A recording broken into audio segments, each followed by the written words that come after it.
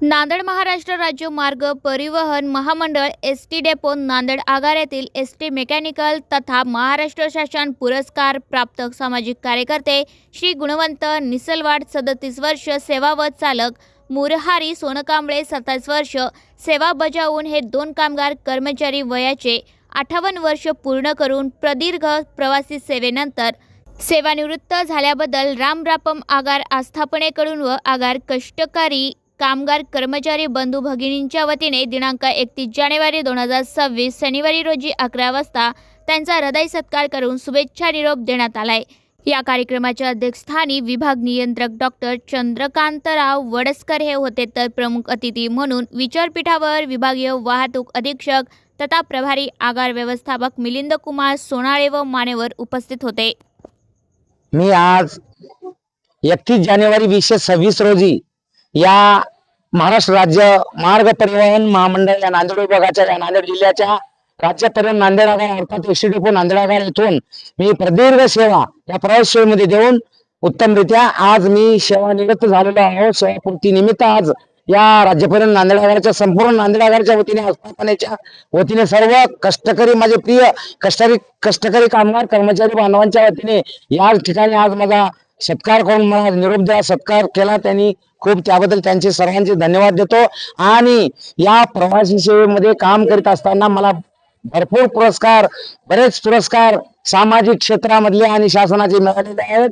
आणि या एसटी मध्ये मी 12 तास काम करून मी सामाजिक क्षेत्रामध्ये सक्रिय चळवळीमध्ये काम केलेलं आहे, अनेक आंदोलनामध्ये सक्रियरित्या काम केलेलं आहे। यापुढे समाजासाठी सामाजिक कार्य आणि राष्ट्रीय कार्यासाठी मी स्वतःला वाहून देणार आहे आणि बहुजन चळवळीमध्ये यानंतर आखरी श्वासपर्यंत मी समाजामध्ये सामाजिक कार्यकर्ता म्हणून काम करणार आहे। आठवणीतला क्षण म्हणजे काय की या 37 वर्षामध्ये 37 वर्ष सर्वच दिवस माझे आनंदाचे आहेत, कारण मी प्रसन्न मनाने राहतो आणि उत्साही राहतो, प्रफुल्लित राहतो, प्रसन्न मनाने काम करतो, म्हणून मी 37 वर्ष आनंदीच आहे। म्हणून 37 वर्षाच्या आता विशेष आठवणीचं काय नाही, सगळं दररोज माझं आनंदी जीवन आहे, यापुढचंही जीवन माझं आनंदी राहील। या ठिकाणी मी आवर्जून तुम्हाला या मीडियाच्या माध्यमातून सांगतो की या भारत देशामध्ये 80 लाख जे कामगार क्षेत्रामधले जे लोक आहेत, कामगार आहेत, रिटायर झालेले सेवानिवृत्त कर्मचाऱ्यांना तुटपुंजी पेन्शन मिळते, हा प्रश्न मी केंद्र सरकारकडे आणि राज्य सरकारकडे लावून देणार आहे आणि या लोकांना पेन्शन वाढ करून देणार हे माझं उद्दिष्ट आहे, ध्येय आहे। आणि या एसटी महामंडळामध्ये सर्व एसटी महामंडळामध्ये जो कर्मचारी विविध पदावर सेवानिवृत्त होतो हे 2000 जे बक्षीस आहे याच्यात सुद्धा वाढ झाली पाहिजे, याच्यासाठी मी एमडी या महामंडळाचे एमडी असतील, परिवहन मंत्री असतील, यांना मी या विषयाविषयी मागणी लावून धरणार आहे। याच्यामध्ये या 2000च्या याच्यामध्ये वाढ केला पाहिजे एसटी महामंडळानं। त्याचं कारण असं आहे, जिल्हा परिषदेचा गुरुगौरव शिक्षक असतो त्याला 50-50 हजार पुरस्कार दिले जाते।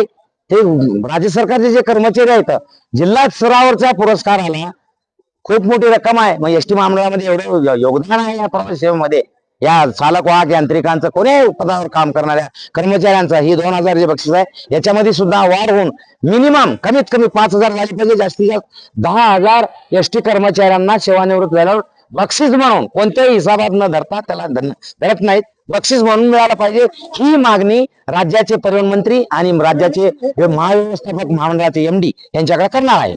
आखरी श्वासपर्यंत मी समाजामध्ये काम करणार आहे। माझं ध्येय धोरण वेगळे असतात, या जगामध्ये माणसं या देशामध्ये भरपूर आहेत, पण पैशाच्या मागे धावतायत, मग तो माझा विषय नाही। आणि समाजाचे खूप प्रश्न आहेत, एसटी कामगाराचे खूप प्रश्न आहेत। आता एसटी कामगाराच्या प्रश्नासाठी सुद्धा जिव्हाळ्याचे जे प्रश्न आहेत मी परिवहन मंत्र्याकडे आणि एमडी कडे या महामंडळाचे जे या महाराष्ट्र राज्य मार्ग परिवहन महामंडळाचे जे महाव्यवस्थापक मॅनेजिंग डायरेक्टर आहेत त्यांच्याकडे लावून धरणार आहे मी। आणि समाजात सुद्धा जे प्रश्न ज्वलंत प्रश्न आहेत ते शासनाकडे मी लावून धरणार आहे। मी 37 वर्ष या महामंडळाची सेवा केली, मी थकलो नाही जीवनामध्ये, 24 घंटे आनंदित राहतो।